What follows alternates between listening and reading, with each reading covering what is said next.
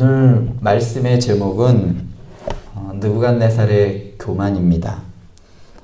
그동안 다니엘서를 살펴보면서 우리가 살펴본 느부갓네살의 이 교만, 느부갓네살은 사실 상당히 교만한 사람이었습니다. 그의 권세와 그의 나라를 이루는 과정 가운데에서 수많은 사람들을 죽였고 숙청하였고 많은 나라들을 짓밟았습니다. 이를 느부갓네살 자신도 알고 있었던 것 같습니다. 그동안 교만하였던 자신을 하나님께서 낮추셨다라고 37절에서 고백합니다. 그러므로 지금 나 느부갓네살은 하늘의 왕을 찬양하며 칭송하며 경배하노니 그의 일이 다 진실하고 그의 행하심이 의로우심으로 교만하게 행하는 자를 그가 능히 낮추심이라 라고 하면서 이러한 고백을 했습니다. 스스로를 돌아보았을 때 교만하였다고 생각했기 때문에 이런 고백을 하였던 것 같습니다. 오늘 말씀은 특별히 이 교만이라는 말을 중심으로 한번 살펴보고자 합니다. 여러분들이 생각하기에 교만이 무엇이라고 생각하십니까? 교만. 한번 진지하게 교만에 대해 생각해 볼 일이 없어서 교만이라는 말을 그냥 교만하고 그냥 지나치듯 넘어가기 십상입니다. 그러나 성경에서 교만을 아주 중요한, 아주 중대한 범죄로 말씀합니다. 성경에서 말하는 교만에 대해 살펴보기 전에 우리가 그냥 통상적으로 알고 있는 교만이 무엇인지 볼 텐데요. 먼저 두산 백과사전에 의하면 교만이라는 말의 사전적 의미는 겸손함이 없이 잘난 체하여 방자하고 버릇이 없음을 일컫는 말로 남을 깔보고 자신을 높게 평가하여 반성함이 없고 쉽게 우쭐거리는 마음을 뜻합니다. 꽤 길게 이야기를 했지만 결국은 자기 잘났다고 의시되는 걸 교만이라고 이야기하는 것 같습니다. 사실 이 교만이라는 단어가 불교에서부터 시작된 단어입니다.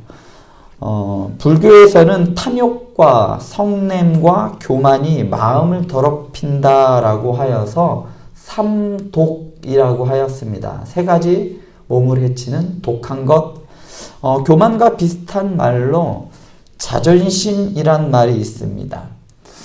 이게 어떻게 같을까라고 하겠지만 교만과 자존심은 영어로 같은 단어예요. 교만이라는 말도 프라이드고요. 자존심이란 말도 프라이드입니다. 물론 다른 단어도 있지만 교만과 자존심은 둘 다 이렇게 한 단어로 표기가 되기 때문에 어느 정도 공통점이 있다고 생각합니다. 자존심은 남에게 굽히지 않고 자신의 품위를 스스로 지키는 마음이에요. 그런데 교만과 자존심은 전혀 다른 뉘앙스처럼 보이지만 그 이면에는 무엇이 있냐면 바로 개인주의와 나 중심의 사고가 그 안에 있습니다. 그러니까 나 중심으로 내가 좀 다른 사람보다 잘났어, 높아 라고 생각하면 교만이 되는 거고요. 나는 좀 다른 사람보다 특별해 라고 생각하면 또 그런 또 마음, 그런 게 있는 걸 또 자존심이라고 이야기를 합니다.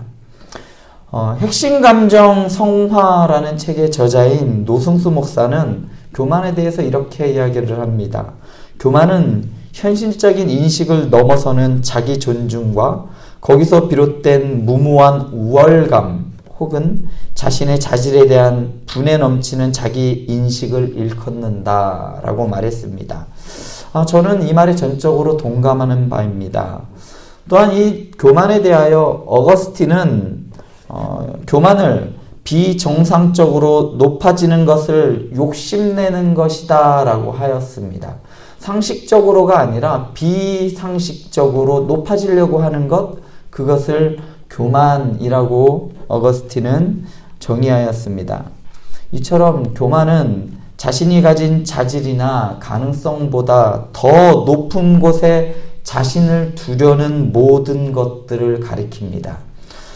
라틴어로 이 교만은 슈퍼비아라고도 이야기를 합니다.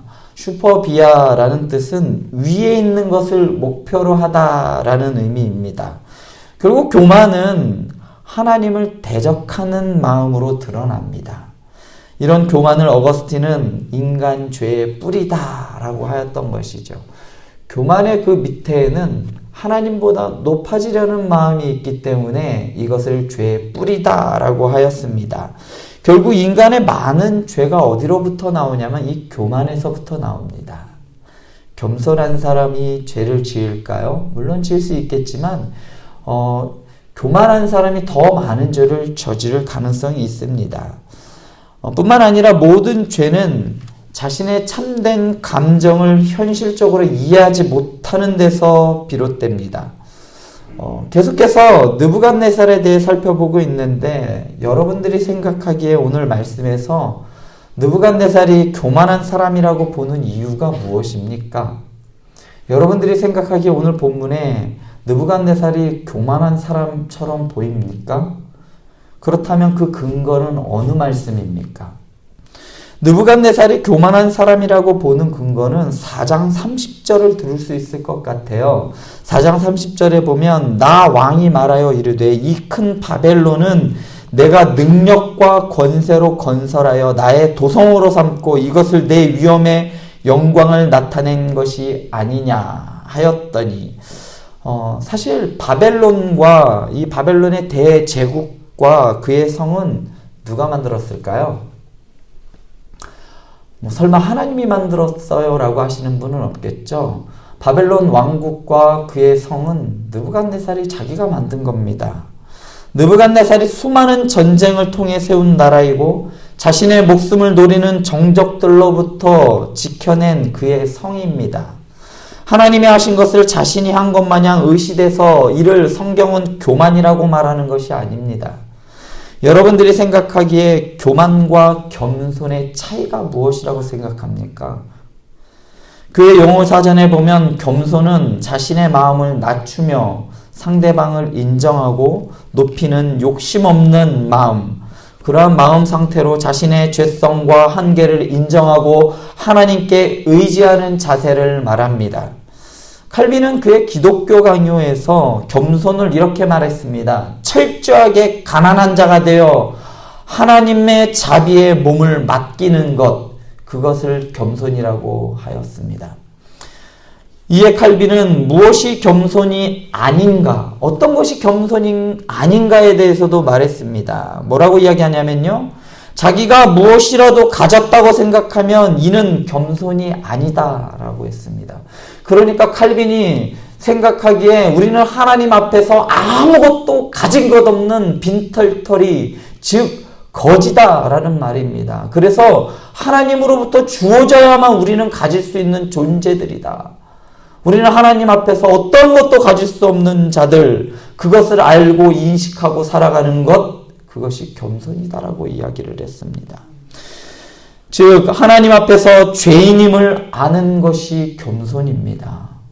반면 교만은 하나님 앞에서 자기가 무엇이라도 좀 할 수 있는 것처럼 여기는 것이 교만입니다. 이를 노진준 목사님은 교만에 대해서 이렇게 이야기합니다. 교만은 사실을 왜곡시켜서 가지고 있는 의미 이상을 부여하는 것이다 라고 정의하였습니다. 그러니까 이런 거죠. 어떤 하나의 물건이 있는데 그것보다 더 다른 의미를 부여했을 때 그것을 교만이라고 이야기하는 겁니다. 특별히 교만은 하나님과의 관계에서 아주 치명적인 죄입니다. 인간은 스스로 행복해질 수 없는 불행한 존재라고 말하지만 이것을 왜곡시켜서 죄인임에도 불구하고 괜찮다, 난 좀 괜찮아 라고 생각하게 만드는 겁니다. 성경은 우리를 정의할 때 인간은 죄인이다 라고 정의합니다. 전에도 말씀드렸지만 성경에서 우리를 죄인이라고 정의하는 이유는 우리가 거짓말을 하거나 혹은 남의 물건을 뭐 좀 훔쳤다고 아니면 탐하였기 때문에 죄인이라고 정의하지 않습니다. 성경에서 우리가 죄인이다라고 하는 것은 인간은 스스로 절대로 행복해질 수 없다는 말입니다. 다른 말로 인간은 죄로 인해 절대로 행복할 수 없는 상태를 죄인이라고 말합니다. 그런데 교만은 절대로 행복해질 수 없는 인간의 상태를 돈으로 혹은 권력으로 부여된 그 죄인 이상의 의미를 부여하는 겁니다. 이런 것이죠. 돈이 있으면 행복할 것 같아. 권력이 있으면 행복할 거야. 라고 생각하는 것, 그것이 교만입니다. 우리는 절대로 행복해질 수 없습니다. 우리가 죄인인 이상 절대로 행복해질 수 없습니다. 그래서 절대로 혼자서는 행복해질 수 없는 존재임에도 불구하고 이런 것들로 우리는 행복을 추구하고 있습니다. 좋은 집이 있으면 행복할까요? 물론 좋은 집이 있으면 좀 편안하고 좀 안락하긴 하겠죠. 그런데 좋은 집에 살고 있어서 행복하다라고 여기는 것이 교만입니다. 좋은 직장에 취업하고 사업이 잘 돼서 행복하다고 여기는 것이 교만입니다. 인간은 절대로 스스로 행복해질 수 없습니다. 소유로 내가 무엇을 가져서 행복해지는 것이 아닙니다. 아까도 말씀드렸듯이 교만은 부여된 의미를 넘어서는 것을, 그것을 넘어선 의미를 부여하는 것을 교만이라고 정의할 때, 집이라는 물건에 행복이라는 의미를 부여하는 것이 교만이고, 또한 권력이라는 것에 행복을 부여하는 것이, 자식의 또 자식이라는 그 자식의 행복이라는 것을 부여할 때 그것 또한 교만이 되는 겁니다. 집이 있어서 행복하다고 여기는 것과 또 반대로 집이 없어서 불행하다고 생각하는 이면에는 집은 곧 행복이다라는 의미를 부여했기 때문에 똑같은 교만입니다. 어떤 사람은 큰 집에 살고 있으면 행복할 거라고 생각합니다. 어떤 사람은 내가 집이 없어서 불행하다라고 생각합니다. 그런데 그 뿌리는 같다는 겁니다. 뭐냐면 결국 돈이 행복의 근원이다라고 생각하는 겁니다. 있어서 행복한 것과 없어서 불행한 것은 결국 같은 생각이에요. 같은 교만입니다. 좋은 집이 있다면 편리하기는 하겠지만 그것이 우리에게 행복을 줄 수는 없습니다. 마찬가지로 집이 없기 때문에 불편하고 살기 힘들 수는 있어도 집이 없기 때문에 불행하다고 여긴다면 그것도 교만인 겁니다. 돈도 마찬가지입니다. 돈은 우리를 절대로 행복하게 해줄 수 없기 때문에 돈은 그냥 화폐라는 의미 이외에 행복이라는 의미를 부여하는 것은 그것 또한 교만입니다. 오늘 말씀에서 느부갓네살을 교만하다고 한 이유는 그가 자신이 이룬 왕국과 권세에 다른 의미를 부여했기 때문입니다. 자신이 이룬 것들과 그리고 그 평안과 그것들의 행복을 의미를 부여했기 때문에 그렇습니다. 예수님의 비유에서 곡식 창고를 이곳저곳에 지어놓고 이제 내 영혼은 이제 평안히 쉬자, 이제 먹자 하였던 그 부자에게 예수님께서 이렇게 이야기합니다. 오늘 밤 너희 영혼을 하나님께서 데려가시면 이 모든 것이 누구의 것이 되겠느냐라고 경고하셨던 것과 똑같은 경고가 느부갓네살에게 주어진 겁니다. 너가 그렇게 이뤄낸 왕국, 그 모든 것들 내가 걷어간다는 그것이 누구의 것이 되겠느냐? 인간이 아무리 세상 천하를 얻는다고 하여도 죄인이라는 이 사실과 그로 인해 절대로 불행이라는 사실은 변하지 않는다는 것을 아는 것이 겸손입니다. 그리고 이를 잊고 죄인이 아닌 것처럼 나는 좀 남들과 다른 좀 괜찮은 사람인 것처럼 자신에게 새로운 의미를 부여하여 괜찮은 사람으로 포장하는 것, 그것이 느부갓네살의 첫 번째 교만이었습니다. 느부갓네살의 두 번째 교만은 자신의 주권에 대한 교만입니다. 느부갓네살이 인간 왕 중 가장 위대한 왕이라 할지라도 결국 그는 죄인입니다. 대제국을 이룬 위대한 왕임에도 불구하고 그가 그런 위대한 왕임에는 틀림이 없지만 그는 결국 인간입니다. 그 이상 그 이하도 아닙니다. 그러나 느부갓네살은 자신의 지위에 특별한 의미를 부여하였습니다. 자신이 이 땅의 모든 것을 통치한다라고 생각했어요. 이 땅은 내 거야. 다 내 발 아래에 있어. 여호와께서 절대적인 권위로 만물을 통치하는 것이 아니라 내가 통치한다라고 생각했습니다. 이런 생각을 했던 자신을 향해 느부갓네살은 교만하게 행하는 자라고 하였습니다. 오늘 말씀의 느부갓네살의 고백은 참 진정성 있는 고백처럼 보이고, 그가 광야에서 광인의 삶을 겪고 회복의 은혜를 누림으로 겸손한 사람이 된 듯하지만 36절을 한번 살펴보세요. 36절을 보면 다 자기 중심적인 언어가 나타나는 것을 볼 수 있습니다.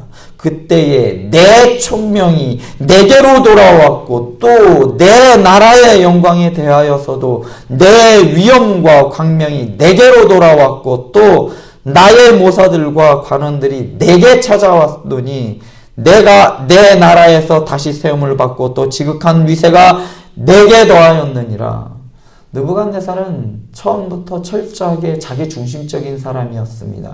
온 나라가, 온 세계가 자기 중심으로 돌아간다라고 생각했어요. 그런데 온 나라와 온 이 역사의 주관자이시고 온 세상을 창조하시고 역사하시는 분은 누구입니까? 하나님입니다. 그것을 잊고 내가 그거인 것처럼, 내 중심대로 돌아가는 것처럼 생각하는 것이 교만입니다. 하나님의 훈련이 얼마나 큰 효과가 있었는지는 모르겠지만 한평생을 자기중심적으로 나는 다른 사람보다 좀 괜찮은 사람이야, 너희는 나보다 밑에 있어, 하찮은 인간들, 이렇게 생각했던 그 사고방식은 쉽게 바뀌지 않습니다. 사람은 쉽게 변하지 않는다는 것을 다른 사람을 봐서 알겠습니까? 그냥 저를 봐서도 알겠어요. 참 쉽게 변하지 않더라고요. 하늘의 왕을 찬양하고 칭송하고 경배한다고 말은 하지만 36절에서 결국은 자신을 드러내고 있는 겁니다. 우리도 이와 비슷한 것 같아요. 말로는 얼마든지 겸손할 수 있고 말로는 얼마든지 예수님처럼 낮아지고 섬겨야 한다라고 말은 합니다. 그러나 여러분, 겸손이라는 것은 말로 하는 것이 아닙니다. 난 겸손해. 제가 안 했어요. 이런 사람이 있죠. 저희 집이 뭐가 커요. 그냥 좀 겨우겨우 그냥 발 겨우 펴고 자요. 그런데 40평, 50평이에요. 겸손한 겁니까? 아니잖아요. 겸손하다는 것은요, 행동에서 나타나야 되는 겁니다. 삶에서 나타나야 하는 겁니다.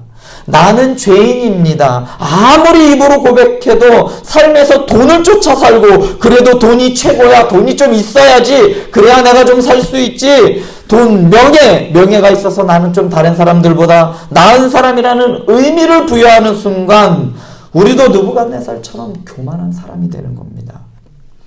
느부갓네살은 37절 마지막에서 이렇게 고백합니다.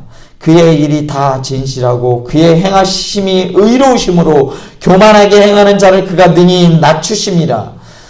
이 부분은 교만은 패망의 선봉이요 거만한 마음은 넘어짐의 앞잡이니라 라는 이런 잠언 기자의 고백을 떠오르게 합니다. 하나님께서는 교만을 미워하시고 자신의 삶 가운데 하나님의 주권을 인정하지 않는 자들을 낮추시는 분입니다. 삶 가운데 낮춰지시지 않아도 분명하게 하나님의 심판대 앞에서는 가장 밑으로 떨어지는 자들이 바로 겸손하지 못하고 교만한 자들입니다. 인간은 절대로 어느 것으로도 행복해질 수 없는 절대적인 죄인이며 죄 앞에 한없이 무능력해지는 인간이기 때문에 우리에게는 예수님이 필요한 겁니다. 내가 아무리 좋은 집에 살아 수억 원의 통장 잔고가 있어도 그것 때문에 나는 좀 이제 평안하자, 이제 나는 좀 누리자, 그렇게 산다면 그것은 교만한 겁니다. 그런데도 불구하고 그것에 행복이라는 가치를 부여하지 않고 주님, 저는 주님 없으면 죽습니다 라고 고백하며 예수님께 하루하루 은혜를 구걸하며 살아가는 사람들, 그러한 사람들이 바로 그리스도인들입니다. 우리는 예수 그리스도를 통해서만 새로운 의미가 부여될 수 있습니다. 돈이 아니에요. 집이 아닙니다. 우리에게는 예수 그리스도를 통해야만 전혀 다른 의미가 우리에게 부여될 수 있습니다. 죄인된 우리에게 의인이라는 가치를 부여하시는 분은 바로 예수 그리스도이십니다.